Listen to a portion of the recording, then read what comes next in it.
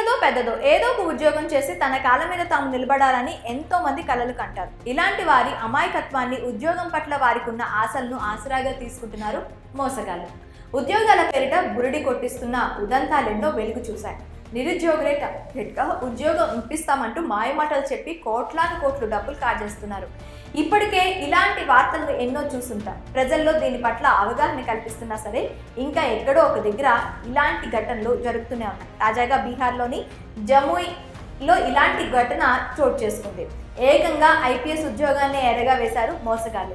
అసలు ఏమైందో దానికి సంబంధించిన పూర్తి వివరాలు తెలుసుకుందాం. బీహార్లోని జముయిలో ఓ యువకుడి దగ్గర 2 లక్షల రూపాయలు తీసుకొని బురిడి కొట్టించారు.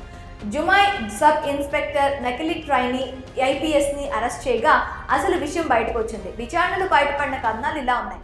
జుమాయ్ జిల్లా సికింద్రా పోలీస్ స్టేషన్లో పరిధిలో బైక్పై తిరుగుతూ కనిపించాడు మిథిలేష్ మామ్జీ.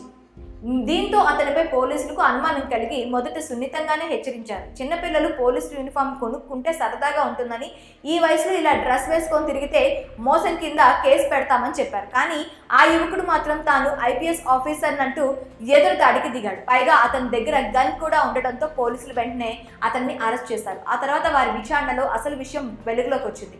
అదేంటంటే ఆ యువకుడు ఓ జలపాతం వద్దకు టూర్కు వెళ్ళినప్పుడు అతనికి ఓ యువకుడు పరిచయం అయ్యాడట.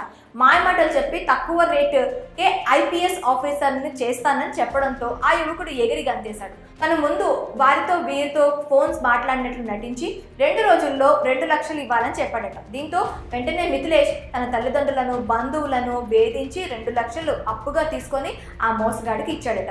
వెంటనే అతనికి నకిలీ యూనిఫామ్తో పాటు నకిలీ పిస్టల్ కూడా ఇచ్చినట్లు తెలిపారు. ఆ యువకుడు కైరో పోలీస్ స్టేషన్ నుంచి హిల్సీ పోలీస్ స్టేషన్ పరిధిలో తన ఇంటికి వెళ్తున్న సమయంలో గ్రామస్తుల గురించి పోలీసులకు సమాచారం అందించారు.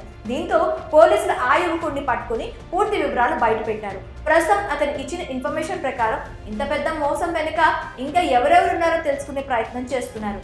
మరి 2 లక్షలకు ఐపీఎస్ ఉద్యోగాన్ని కొనుగోలు చేసి మోసపోయిన యువకుడి పట్ల మీ అభిప్రాయం ఏంటి? కామెంట్స్లో మాకు తెలపండి.